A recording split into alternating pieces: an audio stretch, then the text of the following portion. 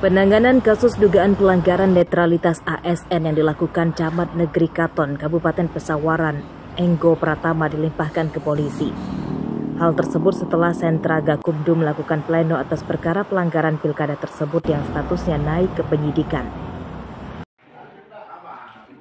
Bawaslu menyatakan terdapat 2 pelanggaran yang dilakukan terlapor Enggo Pratama, yakni tentang ASN sesuai Undang-Undang Nomor 20 Tahun 2023, serta terdapat unsur pidana pemilu. Bawaslu telah menerbitkan surat rekomendasi penjatuhan sanksi terhadap Enggo Pratama yang dikirim ke Badan Kepegawaian Negara atau BKN. Hasil kesepakatan kita bahwa itu dinaikkan ke proses sidik, dan Bawaslu Kabupaten Pesawaran kemarin tanggal 10 Oktober sudah membuat laporan ke Polres Kabupaten Pesawaran. Terus pelanggarannya itu apa aja poinnya? Untuk pelanggaran yang dilakukan oleh oknum camat itu sendiri itu ada 2. Yang pertama itu ada netralitas ASN. Untuk netralitas ASN itu Bawaslu sudah memutuskan mengirimkan rekomendasi kepada BKN untuk agar BKN memberikan sanksi kepada terlapor, dan yang satunya lagi yaitu terpenuhinya dugaan unsur pidana yang dilakukan oleh Camat Negeri Katon.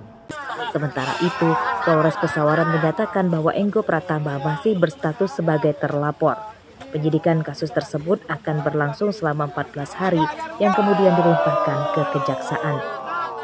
Untuk kasus camat sendiri, ya, Camat Negeri Katon, itu kemarin sore kita sudah menerima laporan dari Bawaslu terkait dengan pelimpahan kasus yang naik ke tingkat sidik dan sudah diterima oleh SPKT kita kemarin sore kurang lebih 17.30, kemarin itu berarti tanggal 10. Ya, dan sekarang sudah kita tangani.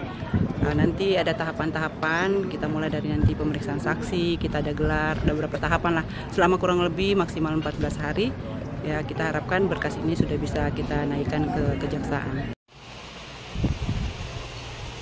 Seperti diberitakan sebelumnya, Camat Negeri Katon Pesawaran bernama Enggo Pratama ditangkap warga karena kedapatan di dalam mobil dinasnya membawa ribuan alat peraga kampanye atau APK bergambar salah satu paslon pada 5 Oktober lalu.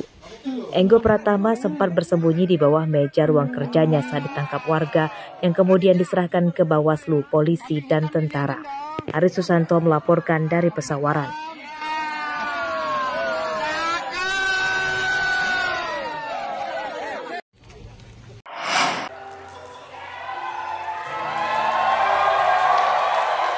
Hubungan harmonis diperagakan 2 pasangan calon gubernur dan wakil gubernur Lampung yang akan bersaing pada Pilkada 27 November mendatang.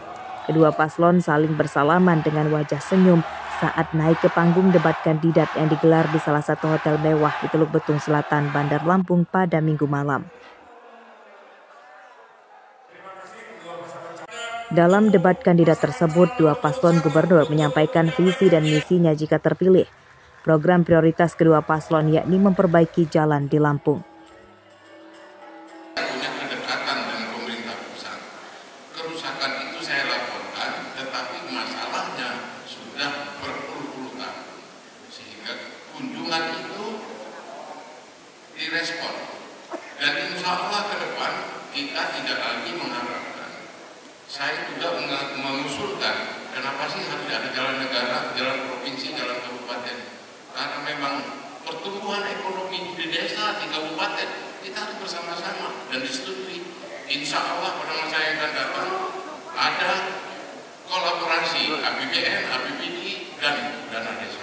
1.700 km jalan Provinsi Lampung memang sangat sulit untuk dilakukan kemandirian dan bagi APBD Provinsi Lampung untuk memperbaikinya. Kami akan melakukan perbaikan ke depan hanya untuk jalan-jalan yang di sini areanya atau area yang lebih padat.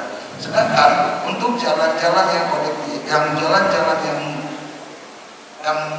dibutuhkan untuk peningkatan ekonomi, kita akan berkolaborasi. Kita tentu akan mengajak perusahaan swasta, kita akan membuat paket KPBU, kerjasama perusahaan badan usaha, bagaimana fungsi ini. Jalan ini belum pernah dilakukan di Provinsi Lampung, insya Allah kita akan implementasikan. Masalah jalan rusak dibahas dalam debat kandidat calon gubernur karena banyak dikeluhkan masyarakat dan terjadi hampir di seluruh daerah di Lampung. Di antaranya yang sempat jadi isu nasional, yakni perbaikan jalan ruas Kota Gajah Rumbia hingga Seputih Surabaya, Lampung Tengah pada tahun 2023. Perbaikan jalan diambil alih pemerintah pusat setelah Presiden Joko Widodo mendatangi jalan rusak yang terjadi selama belasan tahun tersebut. Arsadi Saputra melaporkan dari Bandar Lampung.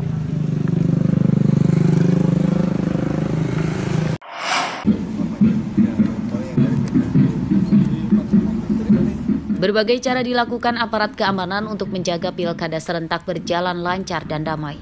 Salah satunya dilakukan Polres Lampung Tengah yang membentuk tim satuan tugas atau Satgas Kuat bersama berbagai elemen masyarakat. Polres Lampung Tengah. Satgas bertugas mendinginkan suasana sebelum, saat, dan setelah pilkada yang mulai memanas. Untuk itu, selain melibatkan aparat keamanan seperti Polri, TNI, Satgas Kuat juga diisi para tokoh agama, tokoh adat, dan tokoh masyarakat. Nah, ini mempunyai mata pilih terbesar dan wilayah yang terbesar, berbanding lurus dengan kerawanan yang ada. Oleh sebab itu, kami dari Lampung Tengah membuat suatu terobosan kreatif dalam rangka calling system, yaitu membentuk Satgas Kuat. Yang mana Satgas ini terbentuk dari elemen-elemen masyarakat yang mempunyai peran atau dari budaya, dari tadi ada suku, ada dari Jawa, Lampung, Sunda, Batak, Bugis, dan semuanya Chinese, semuanya kita undang. Kemudian dari lapisan agama, Hindu, Buddha, Katolik, dari Islam, MUI, semuanya kita undang. Dan LSM-LSM lain yang ada di Lampung Tengah ini yang berpengaruh di masyarakat. Selain mengamankan, Satgas Kuat juga bertugas memberikan edukasi politik yang baik dan bermartabat. Nantinya, tim Satgas akan memetakan daerah rawan konflik pilkada. Apalagi Lampung Tengah memiliki wilayah paling luas dan rentan terjadi gesekan masyarakat. Inisiasi dari Pak Kapolres ini menurut saya suatu terobosan yang luar biasa, suatu kreativitas yang perlu kita hargai. Karena memang bagaimana kita menciptakan pemilu kada yang aman, damai, kemudian sejuk dan harmonis, itu menjadi tanggung jawab kita semua, menjadi tanggung jawab kita bersama. Memang tim Satgas dikukuhkan di halaman Mapolres Lampung Tengah Senin siang. Pemda juga berharap pilkada di Lampung Tengah bisa berlangsung lancar. Ari Susanto melaporkan dari Lampung Tengah.